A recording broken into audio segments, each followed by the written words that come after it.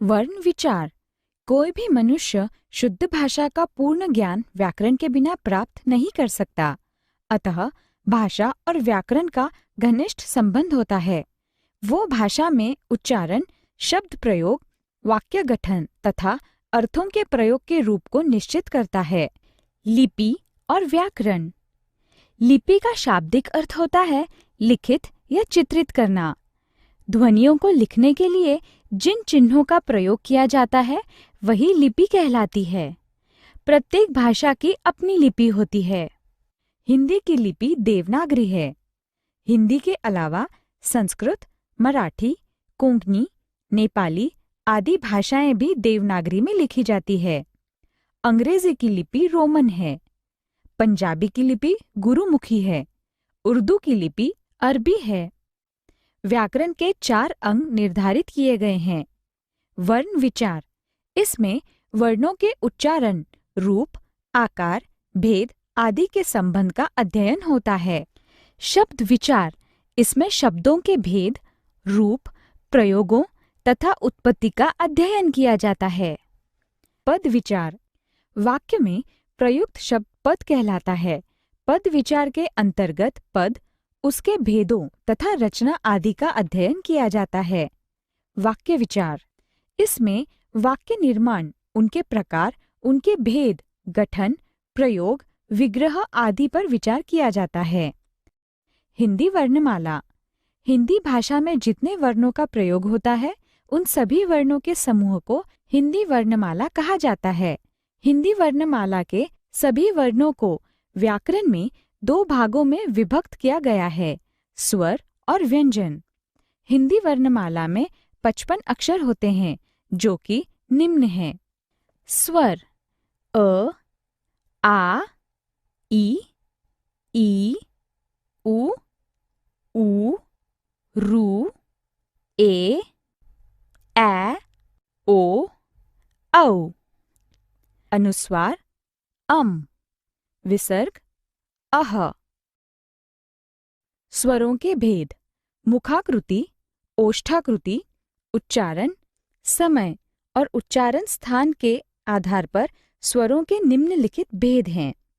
मुखाकृति के आधार पर स्वरों का वर्गीकरण। अग्रस्वर: जिन स्वरों के उच्चारण में जिह्वा का आगे का भाग सक्रिय रहता है उन्हें अग्रस्वर कहते हैं। जैसे अ, ई, ए, पश्चस्वर: जिन स्वरों के उच्चारण में जिह्वा का पिछला भाग सक्रिय रहता है उन्हें पश्चस्वर कहते हैं। जैसे आ, उ, ओ, औ। संवृत्त स्वर: संवृत्त का अर्थ है कम खुला हुआ। जिन स्वरों के उच्चारण में मुख कम खुले उन्हें संवृत्त स्वर कहते हैं। जैसे ई, उ। अर्ध संवृत्त स्वर: जिन स्वरों के उच्चारण में मुख संवृत्त स्वरों से थोड़ा अधिक खुलता है वे अर्ध संवृत्त स्वर कहलाते हैं। जैसे ए, ओ। विवृत्त स्वर: विवृत्त का अर्थ है अधिक खुला हुआ। जिन स्वरों के उच्चारण में मुख अधिक खुलता है उन्हें विवृत्त स्वर कहते हैं। जैसे आ। अर्ध विवृत्त स्वर: विवृत्त स्वर से थोड़ा कम और अर्ध संवृत्त से थोड़ा अधिक मुख खुलने पर जिन स्वरों का उच्चारण होता है उन्हें अर्ध विवृत्त स्वर कहते हैं। जैसे ए, ओ। ओष्ठाकृति के आधार पर स्वरों के 2 भेद हैं।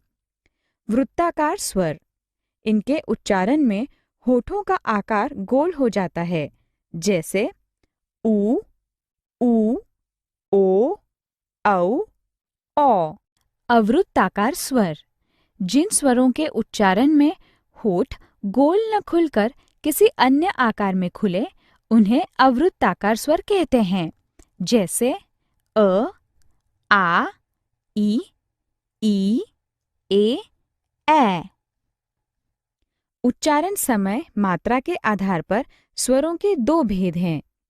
ह्रस्व स्वर: जिन स्वरों के उच्चारण में एक मात्रा का समय यानी सबसे कम समय लगता है उन्हें ह्रस्व स्वर कहते हैं, जैसे अ, ई, उ। दीर्घ स्वर, जिन स्वरों के उच्चारण में दो मात्राओं का अथवा एक मात्रा से अधिक समय लगता है, उन्हें दीर्घ स्वर कहते हैं, जैसे आ, ई, उ, ए, ओ, औ, औ। दीर्घ स्वर ह्रस्व स्वरों के दीर्घ रूप ना होकर स्वतंत्र ध्वनियां हैं। उच्चारण स्थान के आधार पर स्वरों के दो भेद किए जा सकते हैं। अनुनासिक स्वर, इन स्वरों के उच्चारण में ध्वनि मुख के साथ साथ नासिका द्वार से भी बाहर निकलती है। अतः अनुनासिकता को प्रकट करने के लिए शिरोरेखा के ऊपर चंद्र बिंदु का प्रयोग किया जाता है। किंतु जब शिरोरेखा के ऊपर स्वर की मात्रा भी लगी हो तो सुविधा के लिए अथवा स्थानाभाव के कारण चंद्र बिंदु की जगह मात्र बिंदु लिखते हैं, जैसे बांट, बांट। निर्नुनासिक स्वर, ये वो स्वर है जिनकी उच्चारण ध्वनि केवल मुख से निकलती है। अनुनासिक स्वर तथा अनुस्वार में अंतर। अनुनासिक तथा अनुस्वार मूलतः व्यंजन हैं। इनके प्रयोग से कहीं कहीं अर्थ भेद हो ही जाता है, जैसे हंस, हंसना, हंस एक पक्षी। अनुस्वार का अर्थ है सदा स्वर का अनुसरण करने वाला।